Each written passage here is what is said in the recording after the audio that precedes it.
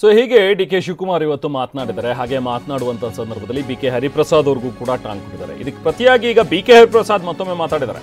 ಅಧ್ಯಕ್ಷರಾಗಿ RSS ಪ್ರಾರ್ಥನೆ ಹೇಳಿದ್ದು ತಪ್ಪು. ಇದು DCM DK ಕ್ಷಮೆಗೆ MLC ಹರಿಪ್ರಸಾದ್ ಕೊಟ್ಟಂತಹ ಪ್ರತಿಕ್ರಿಯೆ. ಡಿ ಕೆ ಶಿವಕುಮಾರ್, ನಾನು ಕಾಂಗ್ರೆಸ್ ಪಕ್ಷವನ್ನ ಕಟ್ಟಿದ್ದಲ್ಲ, ನಾನು ಕಾಂಗ್ರೆಸ್ ಕಾರ್ಯಕರ್ತನಾಗಿ ಆ ರೀತಿ ಹೇಳಬಾರದು. ಸುಮಾರು ದಶಕಗಳ ಹಿಂದೆ ಯಾರೋ ಕಟ್ಟಿದ ಪಕ್ಷ ಇದು. ನನಗೆ DCM DK ಬಗ್ಗೆ ವೈಯಕ್ತಿಕ ದ್ವೇಷ ಏನೂ ಇಲ್ಲ ಅಂತನೂ ಕೂಡ ಮಾತಾಡಿದ್ದಾರೆ. ಕಾಂಗ್ರೆಸ್ ಪಕ್ಷ ನಾವು ಅಥವಾ ಡಿ ಕೆ ಶಿವಕುಮಾರ್ ಕಟ್ಟಿದ್ದಲ್ಲ, ನಮ್ಗೆ ಯಾರೋ ಕೊಟ್ಟಿದ್ದಾರೆ, ಇದನ್ನ ಮುಂದೆ ಕಾಪಾಡ್ರಪ್ಪ ಅಂತ ಹೇಳಿ.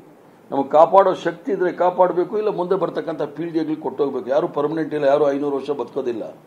ಮಹಾತ್ಮ ಗಾಂಧಿ ಅಂತವರೇ ಈ ಪಕ್ಷವನ್ನ ಕಟ್ಟಿ ದೇಶವನ್ನ ಕೊಟ್ಟು ಅವನ್ನ ಕೊಲೆ ಮಾಡಿರ್ತಕ್ಕಂಥ ಸಂಘಟನೆಗಳ ಪ್ರಾರ್ಥನೆಗಳನ್ನ ಹೇಳೋದು ತಪ್ಪು ಅಂತ ನಾನು ಹೇಳಿದ್ದೆ ವಿನಃ ವೈಯಕ್ತಿಕವಾಗಿ ಅವ್ರ ಬಗ್ಗೆ ನನಗೇನು ವಿರೋಧ ಏನಿಲ್ಲ.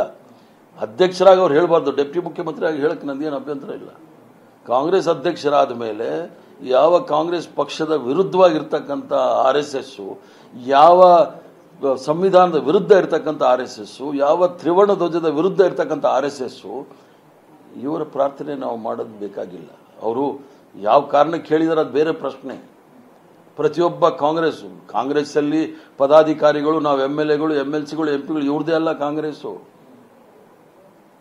ಈ ದೇಶದಲ್ಲಿ 20%, 40, 50, 60% ಜನ ಸಪೋರ್ಟ್ ಮಾಡಿರ್ತಕ್ಕಂಥ ಪಕ್ಷ ಇದು.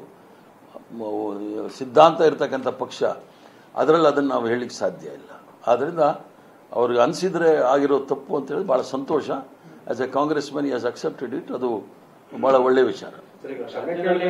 ಕಾಂಗ್ರೆಸ್ ನಾಯಕರು ಕೂಡ ನಿಮ್ಮಷ್ಟು ಗಟ್ಟಿ ಧ್ವನಿಯಿಂದ ಅವ್ರು ಹೇಳಿ ತಪ್ಪು ಅಂತ ಒಬ್ರು ಹೇಳಿಲ್ಲ.